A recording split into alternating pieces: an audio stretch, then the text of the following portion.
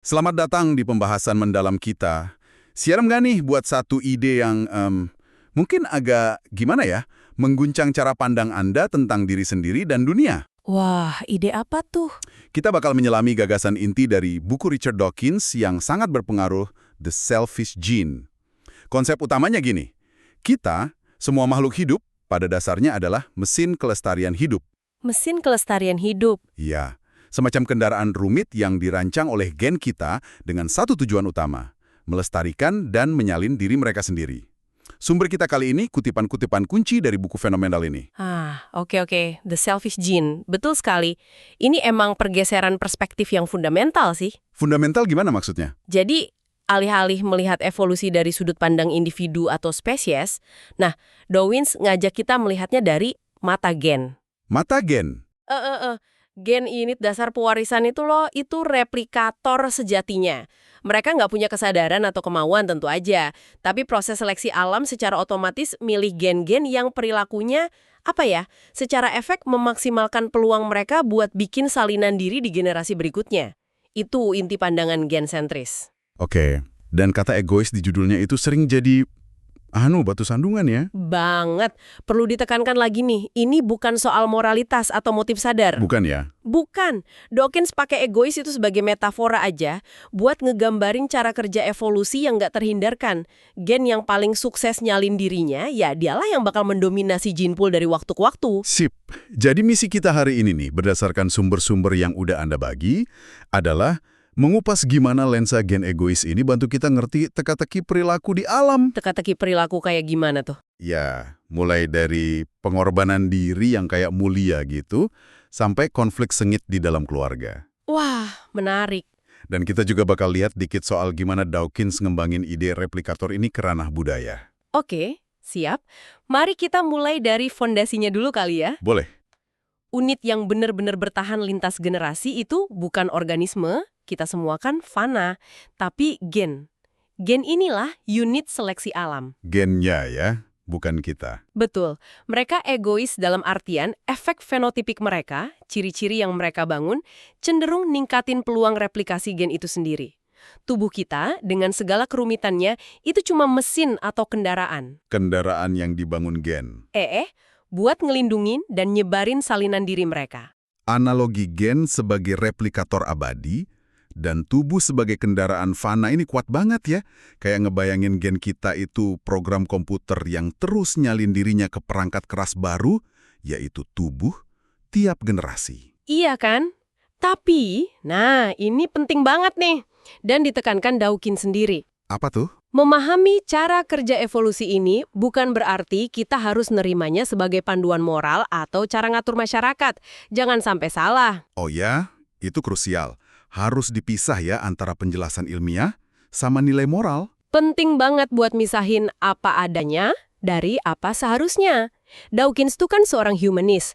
Dia jelasin mekanisme biologis, tapi dia juga nekenin kalau manusia dengan otak kita yang kompleks ini punya kapasitas unik buat belajar, berbudaya. Bahkan ngelawan perintah gen egois kita ya. Persis, memberontak melawan diktat gen egois kita.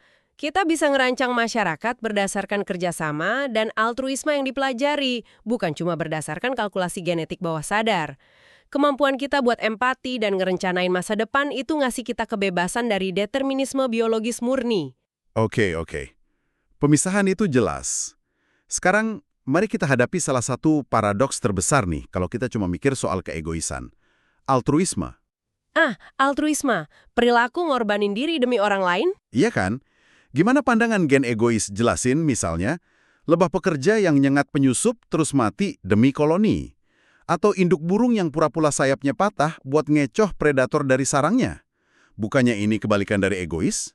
Pertanyaan ini ngebawa kita ke salah satu kontribusi terpenting dalam buku ini. Penjelasan W.D. Hamilton soal seleksi kerabat atau kin selection. Seleksi kerabat.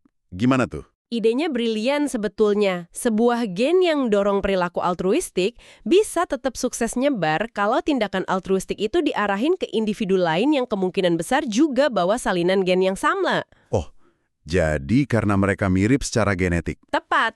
Dan siapa yang paling mungkin sharing gen kita? Ya kerabat kita. Masuk akal. Jadi ini soal probabilitas genetik.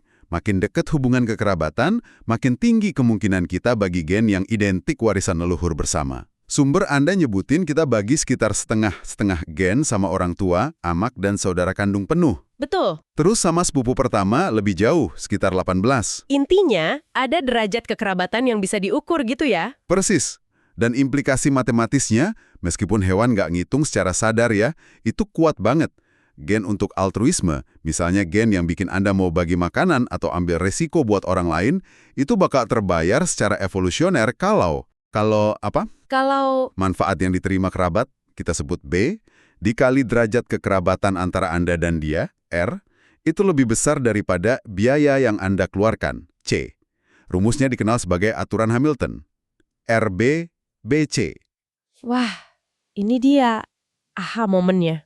Jadi secara genetik murni nih, nyelamatin 2 saudara kandung Anda, masing-masing R sama dengan setengah, total 2 kali setengah, 1, nilai genetik diri, bisa jadi setara aja sama nyelamatin diri Anda sendiri, R sama dengan 1.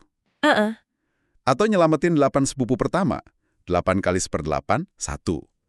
Gen Anda, si replikator itu, nggak peduli kendaraan mana yang ngebawanya ke generasi berikutnya. Yang penting jumlah salinannya di masa depan maksimal. Luar biasa. Tepat sekali. Ini ngejelasin kenapa altruisme cenderung lebih kuat di antara kerabat dekat. Perawatan induk, kayak induk burung tadi, Yang pura-pura sakit itu ya. iya, itu contoh paling jelas dari seleksi kerabat. Induk kan sharing 1/2 gen sama anaknya, R sama dengan 1/2. Secara matematis murni, ini sama aja sama hubungan antar saudara kandung penuh. Tapi, ada faktor lain yang krusial, Oh ya? Apa tuh? kepastian. Kepastian? Seekor induk betina, terutama yang ngelahirin atau ngeramin telurnya sendiri, punya tingkat kepastian yang tinggi banget kalau anak itu beneran keturunannya. Jadi, R sama dengan 1/2-nya itu pasti. Oke. Sementara itu, kepastian hubungan antar saudara kandung bisa lebih rendah. Mungkin ayahnya beda, jadi saudara tiri R sama dengan 1/4, atau bahkan ada kemungkinan anak haram dalam sarang atau kelompok sosial. Dan hewan nggak bisa tes DNA ya? Banding altruisme antar saudara atau kerabat lain. Masuk akal banget. Kepastian hubungan itu kuncinya. Ini ngebawa kita ke sisi lain mata uang gen egois nih. Bukan cuma kerjasama antar kerabat. Tapi juga potensi konflik. Betul. Bahkan di dalam unit keluarga yang paling intim sekalipun. Robert Rivers ngembangin ini dalam teori konflik induk anak. Ya, ini konsekuensi logis banget dari perspektif gen. Meskipun induk dan anak sama-sama berbagi setengah gen, R sama dengan setengah, ada asimetri fundamental di situ. Asimetri apa? Si anak itu kan berbagi 100% gen dengan dirinya sendiri. Sementara induk tertarik pada semua potensi keturunannya, anak sekarang dan anak masa depan, yang masing-masing bagi setengah gen dengannya. Nah, si anak secara genetik tertarik terutama pada kelangsungan hidup dan kesejahteraan dirinya sendiri. Titik. Oh, jadi ada perbedaan kepentingan gitu ya, soal alokasi sumber daya induk. Dawkins bahas investasi induk atau PI. Mungkin bisa diingatin lagi definisinya. Oke, investasi induk itu segala sesuatu yang dilakuin induk buat ningkatin peluang hidup satu anak, misalnya kasih makan, melindungi, merawat, yang sekaligus mengurangi kemampuan induk buat investasi ke anak lain, baik yang udah ada maupun yang potensial di masa depan. Karena sumber daya induk terbatas ya, waktu, energi, makanan. Tepat. Dan konflik muncul karena induk dan anak punya pandangan beda soal seberapa banyak PI yang optimal. Contoh klasik yang dibahas itu waktu penyapihan pada mamalia. Oh iya, penyapihan. Betul. Dari sudut pandang gen induk nih, ada titik waktu optimal buat berhenti nyusuin anak saat ini dan mulai nyimpen sumber daya buat anak berikutnya. Ini memaksimalkan jumlah total keturunan sukses panjang hidupnya. Tapi kalau dari sisi anaknya, Tapi dari sudut pandang gen anak saat ini, ya nyusul lebih lama, itu enak dan nguntungin buat dirinya. Lebih lama lebih baik, sampai pada titik di mana biaya bagi induk dalam hal kehilangan potensi anak berikutnya jadi terlalu besar, menurut kalkulasi genetik si induk lo ya. jadi ada periode perang psikologis kecil-kecilan gitu ya. Anak terus minta ngerengek, nyari puting, sementara induk mulai nolak. banyak hewan dan mungkin juga ada gemanya dalam dinamika keluarga manusia. Misalnya pas anak ngerengek minta perhatian atau sumber daya lebih dari yang orang tua anggap adil buat dibagi antar saudara, Bisa jadi sampai ada kecurangan atau manipulasi psikologis dari sisi anak nggak sih? bisa banget. Sumber Anda nyebutin contoh bayi burung di sarang. Mungkin ada keuntungan buat bayi yang teriak paling keras, seolah-olah dia paling lapar buat monopoli perhatian dan makanan dari induk. Meskipun itu merugikan saudara-saudaranya. Iya, meskipun itu merugikan saudara-saudaranya, yang sebenarnya bagi sebagian gennya, tapi kan nggak 100% kayak dirinya sendiri. Dan ada contoh ekstrim yang benar-benar nunjukin logika kejamnya seleksi alam dari sudut pandang gen ini. Perilaku bayi burung kuku. Ah ya, kuku. Burung kuku itu kan parasit induk ya, dia nitipin telurnya di sarang spesies lain. Ya, Bener, dan yang agak mengerikan nih, begitu bayi kuku netas, seringnya lebih dulu dari anak pemilik sarang, dia secara naluriah bakal usahaan dorong telur-telur atau bayi-bayi lain keluar sarang. kok bisa? Karena bayi kuku itu nggak punya hubungan kekerabatan sama sekali, sama saudara tirinya itu. Oh iya ya, beda spesies. Dari sudut pandang gen si kuku, monopoli 100% investasi induk dari induk angkatnya itu strategi paling optimal. Ini contoh brutal gimana seleksi bisa ngebentuk perilaku yang memaksimalkan replikasi gen terlepas dari dampaknya ke individu lain, kalau nggak ada hubungan kekerabatan. Luar biasa sekaligus agak ngeri juga ya, ngelihat dinamika keluarga dari lensa dingin kalkulasi genetik ini. Ini benar-benar ngerubah cara kita mandang perilaku, baik kerjasama maupun konflik. Nah, kita udah lihat nih gimana gen sebagai replikator biologis ngebentuk perilaku sosial dan dinamika keluarga. Tapi Dawkins, di bab 11 bukunya, Bab 11. mhm, Dia melangkah lebih jauh. Dia nanya, bisa nggak sih ada jenis replikator lain yang juga ngalamin evolusi? Terutama pada manusia dengan budayanya yang kayak gini. ini nih lompatan konseptual yang menarik banget. Dawkins ngenalin ide meme. Meme, bukan gambar lucu di internet kan? Bukan itu. Walaupun asalnya dari konsep ini, meme di sini maksudnya unit fundamental transmisi budaya. Unit transmisi budaya. Iya, sama kayak gen nyebar di lungkang gen lewat reproduksi biologis, nah, meme nyebar di apa yang bisa kita sebut lungkang meme lewat proses imitasi atau peniruan. Meme itu ide, lagu, slogan, mode pakaian, cara bikin tembikar, resep masakan. Pokoknya unit informasi budaya yang disalin dari satu otak ke otak lain. Persis. Contohnya banyak banget ya di sekitar kita. Melodi lagu selamat ulang tahun, ide soal demokrasi, teknik pertanian, tren mode terbaru, bahkan lelucon atau cerita rakyat. Kalau sebuah ide bagus atau menarik, orang cenderung niru, nyebarin lewat obrolan, tulisan, demonstrasi, sampai sekarang media digital. Ini replikasi di tingkat budaya. Betul. Dan apa yang bikin satu meme lebih sukses dari yang lain? Dawkins bilang kriterianya analog sama gen. Apa aja tuh? 1. Umur panjang, longevity. Seberapa lama satu salinan meme bertahan? Misalnya, ide dalam buku versus ide lisan aja. Oke. 2. Kesuburan, fecundity. Seberapa cepat dan luas meme itu nyebar ke otak-otak lain. Ini mungkin yang paling penting buat meme. Yang ketiga? 3. Kesetiaan penyalinan, copying fidelity. Seberapa akurat meme itu disalin pas ditransmisi. Yang menarik nih, evolusi budaya yang digerakin meme ini bisa jauh lebih cepat daripada evolusi genetik. Iya kan? Bahasa berubah, teknologi berkembang pesat, mode datang dan pergi dalam hitungan dekade atau bahkan tahun. Bukan ribuan atau jutaan tahun kayak perubahan genetik. Seolah-olah setelah evolusi genetik ngasilin otak manusia yang cukup kompleks, muncullah subprimordial baru, yaitu budaya manusia. Tempat jenis replikator baru ini, si meme, bisa muncul dan berevolusi. Dawkins juga ngamatin kalau meme kayak gen bisa ngebentuk kompleks meme yang beradaptasi bersama atau co-adapted meme complexes. Contohnya? Dia nyontohin institusi kayak gereja yang terorganisir. Ini kumpulan meme yang saling dukung, arsitektur, ritual, hukum kanon, musik liturgi, kitab suci, konsep teologis kayak surga atau neraka. Oh, jadi satu paket meme gitu ya? Meme soal ancaman api neraka misalnya itu efektif banget secara psikologis buat memperkuat kepatuhan terhadap meme aturan dan dogma lainnya dalam kompleks itu. Pertanyaan penting nih. Kepentingan meme selalu sejalan nggak sama kepentingan gen? Nah, Dawkins jawab, nggak selalu. Contoh paling mencolok yang dia kasih itu meme selibat. Selibat, hidup tidak menikah gitu ya. Iya, secara genetik, gen yang dorong perilaku selibat itu kayak bunuh diri evolusioner. Nggak bakal diterusin ke generasi berikutnya kan?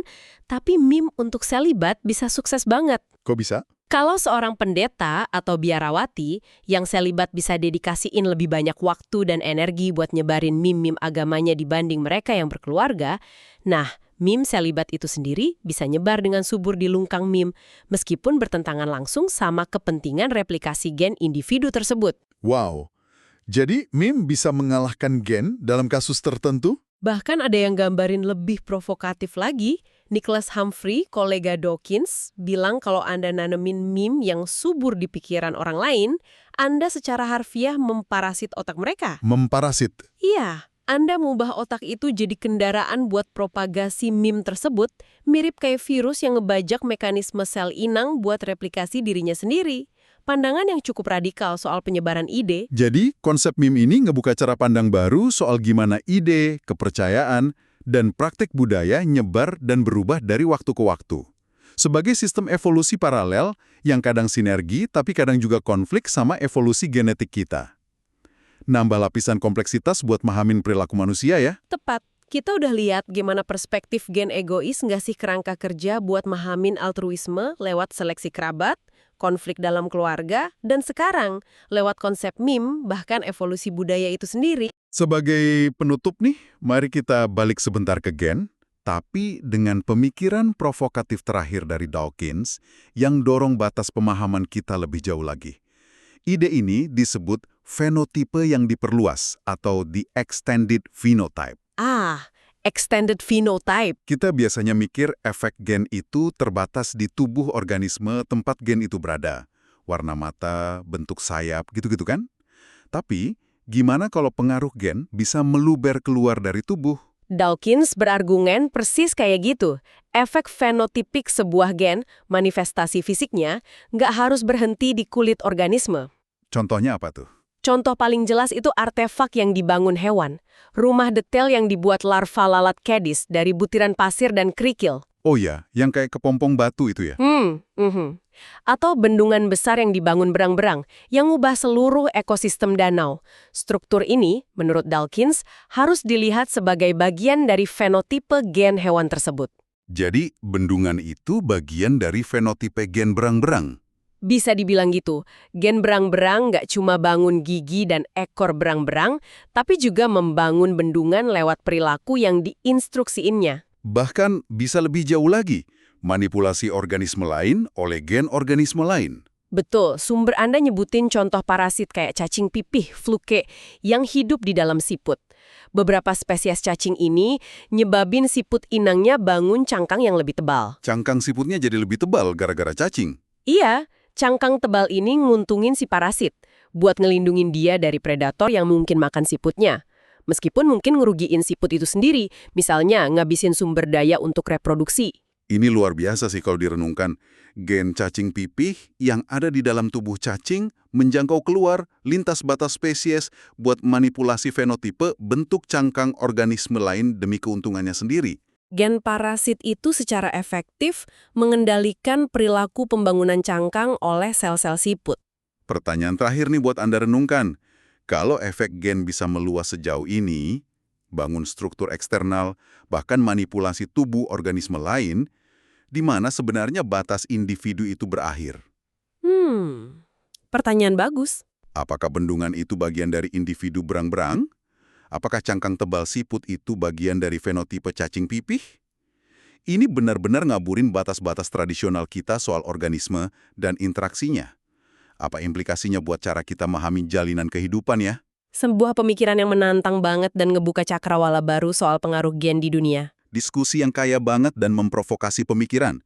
Terima kasih udah nemenin penjelajahan kita hari ini tentang ide-ide dari The Selfish Gene. Sama-sama, seru juga diskusinya. Sampai jumpa di pembahasan mendalam berikutnya.